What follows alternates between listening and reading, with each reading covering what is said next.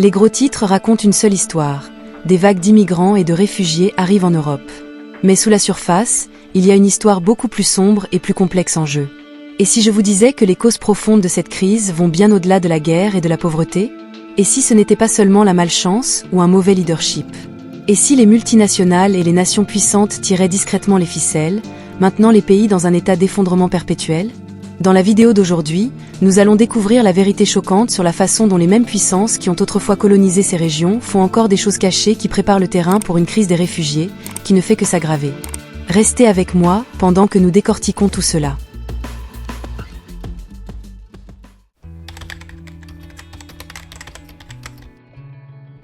Le paysage politique de l'Europe évolue rapidement, et au centre de cette transformation se trouve la crise des réfugiés. C'est un sujet qui domine les cycles d'actualité, les débats politiques et l'opinion publique.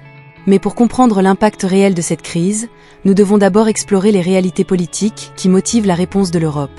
Pendant des années, l'Europe s'est enorgueillie d'être un modèle de démocratie, de droits de l'homme et d'aide humanitaire. Mais avec l'afflux de réfugiés et d'immigrants en provenance de pays déchirés par la guerre et de régions économiquement dévastées, cette image est remise en question. Les partis d'extrême droite, alimentés par la crainte d'une dilution culturelle et de tensions économiques, gagnent du pouvoir. Des pays comme la Hongrie ont adopté des positions de plus en plus dures sur l'immigration, refusant d'accueillir des réfugiés tout en réclamant des contrôles aux frontières plus stricts. Le Premier ministre hongrois Viktor Orbán a construit son programme politique sur une position anti-immigration. Il a présenté la Hongrie comme une nation assiégée, qui doit protéger son héritage chrétien des migrants musulmans. De même, en Italie, les partis populistes de droite comme les Frères d'Italie, dirigés par Giorgia Meloni, ont gagné en popularité. Meloni, qui est désormais la première femme Premier ministre du pays, a capitalisé sur la peur d'une immigration incontrôlée, promettant de donner la priorité aux Italiens. Malgré la dépendance de l'Italie à l'égard de la main-d'œuvre immigrée, le gouvernement de Meloni a adopté des politiques anti-immigration sévères, reflétant la tendance européenne plus large à durcir les attitudes envers les réfugiés. Le succès de ces mouvements populistes repose également sur le pouvoir de la politique émotionnelle et symbolique. Les dirigeants populistes utilisent des messages forts et simples qui jouent sur la peur, le ressentiment et la nostalgie. Ils se présentent comme les champions du peuple, contre les élites corrompues, les mondialistes et les étrangers. Cet attrait émotionnel, combiné aux frustrations tangibles que ressentent de nombreux Européens face à l'immigration et aux défis économiques, crée un terrain fertile pour l'épanouissement du populisme de droite. Cependant, la montée du populisme de droite n'est pas seulement une réaction à la crise des réfugiés ou aux préoccupations économiques, c'est aussi un rejet du statu quo politique. De nombreux Européens se sentent déconnectés des partis politiques traditionnels, qu'ils considèrent comme déconnectés de leur lutte quotidienne.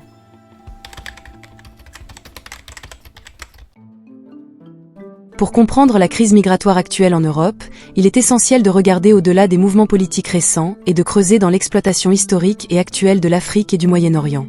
Les flux migratoires qui affluent aujourd'hui en Europe ne sont pas simplement le résultat de conflits immédiats ou de catastrophes naturelles. Au contraire, ils sont profondément enracinés dans l'héritage du colonialisme, de l'exploitation économique et de l'ingérence géopolitique, des problèmes qui continuent de façonner le destin de ces régions. Pendant une grande partie des 19e et 20e siècles, les puissances européennes ont colonisé de vastes territoires en Afrique et au Moyen-Orient, traçant des frontières artificielles, perturbant les sociétés et pillant les ressources. En Afrique, des pays comme la Grande-Bretagne, la France et la Belgique ont exploité la main-d'œuvre et les ressources locales, en extrayant des minéraux, du caoutchouc et des produits agricoles. Cela a donné naissance à des systèmes économiques qui ont donné la priorité aux besoins des marchés européens, au détriment du développement des économies locales. De même, au Moyen-Orient, les puissances européennes, notamment la Grande-Bretagne et la France, ont découpé la région après la Première Guerre mondiale, jetant les bases d'une instabilité politique qui perdure aujourd'hui. Même après l'indépendance de ces pays, les structures économiques héritées des puissances coloniales ont permis à une grande partie de leur richesse de continuer à sortir du continent. Les multinationales et les gouvernements étrangers ont conservé le contrôle d'industries essentielles, comme le pétrole, le gaz et l'exploitation minière, ce qui a maintenu l'Afrique et le Moyen-Orient économiquement dépendants d'acteurs extérieurs. Cela a créé un cercle vicieux dans lequel les économies locales ont eu du mal à croître, le chômage a grimpé en flèche et la pauvreté est restée généralisée. L'un des exemples les plus flagrants de cette exploitation est l'Iran, où, au début du XXe siècle, l'Anglo-Iranian Oil Company, aujourd'hui BP, contrôlé par les Britanniques, a récolté d'énormes profits grâce au pétrole iranien tout en ne laissant au pays qu'une fraction des revenus. Ce modèle de contrôle externe s'est poursuivi tout au long du siècle, la CIA et le MI6 ayant organisé un coup d'État en 1953 pour renverser le dirigeant démocratiquement élu de l'Iran, Mohammad Mossadegh, après qu'il eut tenté de nationaliser l'industrie pétrolière. Des histoires similaires se sont déroulées en Afrique et au Moyen-Orient, où les tentatives de reconquête des ressources nationales ont souvent été contrées par des interférences étrangères ou une intervention militaire directe.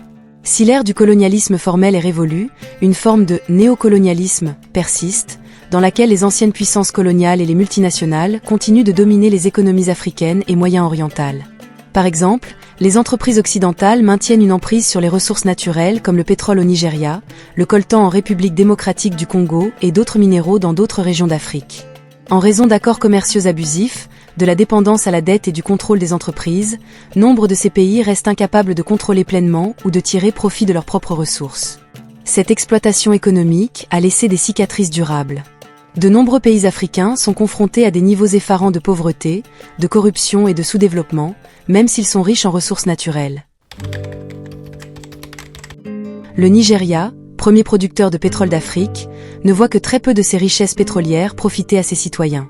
Le delta du Niger, où est extraite la majeure partie du pétrole, reste pauvre et pollué, et les déversements fréquents de multinationales comme Shell détruisent les écosystèmes et les moyens de subsistance locaux. En raison de cette exploitation économique, des millions de personnes en Afrique et au Moyen-Orient se retrouvent prises au piège de cycles de pauvreté avec peu d'espoir de mobilité sociale. Ces conditions désespérées obligent beaucoup d'entre elles à quitter leur foyer à la recherche de meilleures opportunités, risquant souvent leur vie pour rejoindre l'Europe. À leurs yeux, l'Europe représente la promesse de la stabilité économique, même si les racines de leur misère se trouvent souvent dans les pays mêmes où elles cherchent refuge. L'exploitation économique n'est qu'un aspect de l'histoire. L'instabilité politique, dont une grande partie peut être attribuée à l'ingérence étrangère, est un autre facteur critique à l'origine de la crise migratoire. Au Moyen-Orient, les pays occidentaux poursuivent depuis longtemps leurs propres intérêts stratégiques, notamment le contrôle des réserves de pétrole, sans se soucier de la stabilité à long terme de la région. L'invasion de l'Irak par les États-Unis en 2003 en est un parfait exemple. La guerre a renversé Saddam Hussein, mais a plongé l'Irak dans un état de chaos, alimentant la violence sectaire et la montée de groupes extrémistes comme l'EI. L'instabilité qui en a résulté a déplacé des millions de personnes, dont beaucoup ont fui vers l'Europe. De même, en Libye, l'intervention de l'OTAN en 2011 a contribué à renverser le dictateur Mouammar Kadhafi, mais a plongé le pays dans la guerre civile, créant une nouvelle vague de réfugiés. Partout en Afrique, des coups d'État et des guerres civiles soutenues par l'étranger ont déstabilisé des régions entières. En République démocratique du Congo, la Belgique, les États-Unis et d'autres acteurs étrangers ont historiquement soutenu des régimes dictatoriaux et des seigneurs de guerre pour maintenir l'accès aux vastes richesses minérales du pays. Cela a conduit à des décennies de conflits, à des déplacements massifs et à une crise humanitaire qui a poussé d'innombrables migrants vers le nord, en Europe. Une autre conséquence de l'exploitation étrangère est la dégradation de l'environnement, qui aggrave les conditions qui conduisent à la migration. Les sociétés multinationales, en particulier dans les secteurs pétroliers et miniers, ont causé d'importants dommages environnementaux en Afrique et au Moyen-Orient. De plus, le changement climatique, provoqué en grande partie par les pays industrialisés, affecte de manière disproportionnée l'Afrique et le Moyen-Orient. La hausse des températures, les sécheresses et la fréquence accrue des phénomènes météorologiques extrêmes rendent plus difficile pour les agriculteurs de cultiver leur culture et de nourrir leurs familles. Selon l'ONU, d'ici 2050, jusqu'à 143 millions de personnes en Afrique subsaharienne, en Asie du Sud et en Amérique latine pourraient être contraintes de migrer en raison du seul changement climatique. Si l'aide humanitaire et la présence des multinationales en Afrique et au Moyen-Orient peuvent sembler être des forces du bien, la réalité est bien plus complexe. Ces interventions, souvent présentées comme des solutions à la pauvreté et au sous-développement, exacerbent souvent les problèmes mêmes qu'elles prétendent résoudre.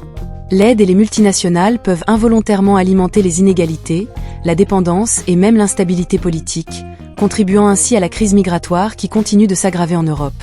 L'aide étrangère, notamment sous forme de nourriture, d'assistance médicale et d'aide financière, est souvent considérée comme une bouée de sauvetage essentielle pour les pays en difficulté.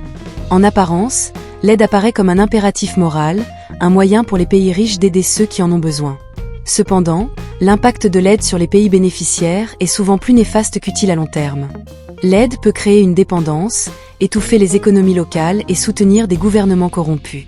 L'un des problèmes majeurs de l'aide est sa tendance à saper les industries locales. Par exemple, L'aide alimentaire peut sembler être un moyen simple d'aider les populations frappées par la famine, mais elle peut au passage détruire l'agriculture locale. Lorsque les organisations internationales inondent un pays de nourriture gratuite ou fortement subventionnée, les agriculteurs locaux ne peuvent pas rivaliser. Ils perdent leur marché et, dans de nombreux cas, leurs moyens de subsistance. En conséquence, les pays qui pourraient autrement développer des systèmes alimentaires autosuffisants deviennent de plus en plus dépendants de l'aide étrangère pour nourrir leur population. De plus, l'aide est souvent assortie de conditions. Dans de nombreux cas, l'aide financière des pays occidentaux et d'organisations comme le Fonds monétaire international, FMI, ou la Banque mondiale est conditionnée à la mise en œuvre de politiques économiques favorisant les intérêts occidentaux. Ces programmes d'ajustement structurel, par exemple, obligent souvent les pays à privatiser des industries, à réduire les dépenses publiques et à ouvrir leur marché à la concurrence étrangère. Alors que ces politiques sont censées promouvoir la croissance économique, elles conduisent souvent à une augmentation des inégalités, du chômage et des troubles sociaux. Les multinationales sont souvent considérées comme des moteurs de la croissance économique, apportant des emplois, des technologies et des investissements aux régions sous-développées. Cependant, la réalité des multinationales en Afrique et au Moyen-Orient est beaucoup moins rose. Si les multinationales apportent des avantages, comme le développement des infrastructures et les opportunités d'emploi, elles sont aussi connues pour exploiter les ressources naturelles, sous-payer les travailleurs et contourner les réglementations environnementales. Des multinationales comme Shell et ExxonMobil extraient du pétrole du delta du Niger depuis des décennies. Si cette activité a généré des milliards de dollars de revenus, très peu de cette richesse a profité à la population locale. Au contraire, elle a contribué à une dégradation généralisée de l'environnement, avec de fréquentes marées noires détruisant les terres agricoles et les eaux de pêche. Résultat, de nombreuses personnes dans la région vivent dans une pauvreté extrême, bien que la région soit l'une des plus riches en ressources naturelles au monde. De plus, les multinationales travaillent souvent en étroite collaboration avec des élites locales corrompues, veillant à ce que les profits profitent à un petit groupe de personnes plutôt qu'à l'ensemble de la population. Dans de nombreux cas, ces élites agissent comme des gardiens, permettant aux multinationales d'opérer en toute impunité en échange de richesses personnelles.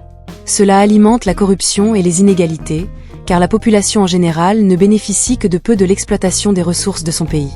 Les effets conjugués de l'aide étrangère et de l'exploitation des multinationales jouent un rôle crucial dans la crise migratoire. Dans de nombreux cas, l'aide crée une dépendance et ne parvient pas à favoriser un développement réel et durable, laissant les pays dans un état de sous-développement permanent. Dans le même temps, les multinationales dépouillent ces pays de leurs richesses, garantissant que les bénéfices de l'activité économique se font sentir à l'étranger plutôt que dans leur pays. Cette combinaison toxique de dépendance, de corruption et d'exploitation crée une situation dans laquelle des millions de personnes en Afrique et au Moyen-Orient sont incapables de construire une vie stable et prospère dans leur pays d'origine. Lorsque les économies locales sont faibles, que l'instabilité politique est généralisée et que la dégradation de l'environnement rend impossible la subsistance agricole, la migration devient l'une des seules options viables pour la survie.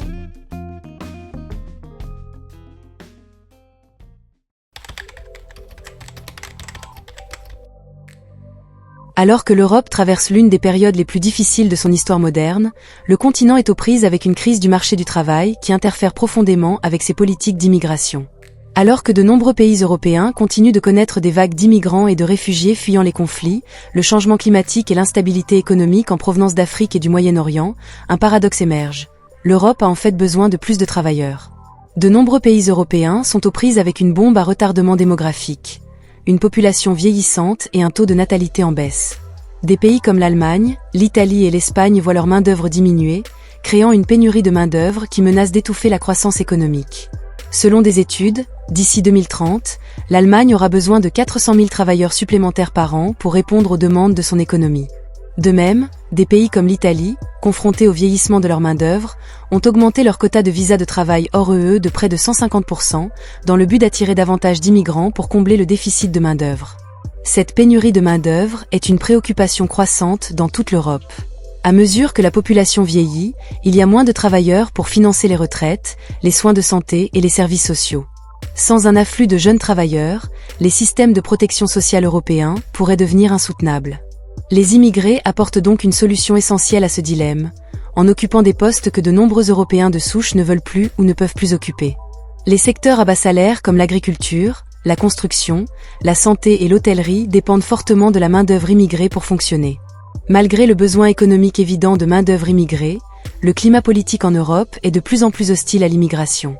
Cette montée du populisme est alimentée en partie par les inquiétudes concernant l'intégration des immigrés dans les sociétés européennes, ainsi que par les craintes de concurrence pour les emplois et les ressources. Ces inquiétudes sont souvent exacerbées par une couverture médiatique sensationnaliste qui présente les immigrés comme un fardeau pour les services publics ou comme une menace pour la sécurité nationale. En conséquence, même si l'Europe a besoin de main-d'œuvre immigrée, le sentiment public et la pression politique ont rendu difficile pour les gouvernements d'adopter des politiques facilitant la circulation des travailleurs étrangers. Dans des pays comme le Royaume-Uni, qui ont connu une forte montée du sentiment anti-immigration avant et après le référendum sur le Brexit, les politiques d'immigration sont devenues plus restrictives. Cependant, cette situation a paradoxalement entraîné une augmentation de la demande de travailleurs immigrés non européens, alors que le Royaume-Uni peine à pourvoir des emplois essentiels à bas salaire dans des secteurs comme la santé et l'agriculture. Malgré l'opposition politique à l'immigration, les avantages économiques sont indéniables. Les immigrants comblent non seulement les pénuries de main-d'œuvre, mais contribuent également à la croissance économique par le biais des impôts et de la consommation. Des études montrent que les travailleurs immigrés occupent souvent des emplois que les travailleurs autochtones ne sont pas disposés à accepter, en particulier dans les secteurs à bas salaire et à forte intensité de main-d'œuvre. Ces emplois sont essentiels au fonctionnement de nombreuses industries, du travail agricole saisonnier aux soins aux personnes âgées, où la demande de travailleurs augmente rapidement. De plus, les immigrants apportent diversité, innovation et esprit d'entreprise aux économies qu'ils rejoignent. Bon nombre des start-up les plus prospères d'Europe ont été fondées par des immigrants ou des enfants d'immigrants. Ces entreprises créent des emplois, favorisent l'innovation et contribuent au dynamisme général de l'économie européenne. Si le besoin de travailleurs étrangers en Europe est évident, les politiques du continent en matière d'immigration sont souvent incohérentes, façonnées par des pressions politiques et économiques contradictoires. D'un côté, les entreprises font pression pour que les politiques d'immigration soient plus ouvertes afin de répondre aux besoins de main-d'œuvre. De l'autre, les dirigeants politiques subissent la pression d'un électorat de plus en plus méfiant à l'égard de l'immigration. Dans des pays comme l'Allemagne, des efforts ont été faits pour mettre en place des politiques d'immigration plus rationalisées afin d'attirer des travailleurs qualifiés. Les programmes visant à former et à intégrer les réfugiés dans la population active se sont révélés prometteurs, contribuant à combler les lacunes dans des secteurs tels que la santé et la construction. Cependant, ces efforts se heurtent souvent à des obstacles bureaucratiques et à la résistance des populations locales, ce qui rend difficile leur mise à l'échelle efficace. Merci d'avoir regardé. Si vous avez trouvé cette vidéo instructive, n'oubliez pas de lui donner un coup de pouce. Et si ce n'est pas déjà fait, abonnez-vous à la chaîne pour plus de contenu stimulant comme celui-ci. Activez les notifications pour ne jamais manquer une mise à jour. À bientôt pour la prochaine.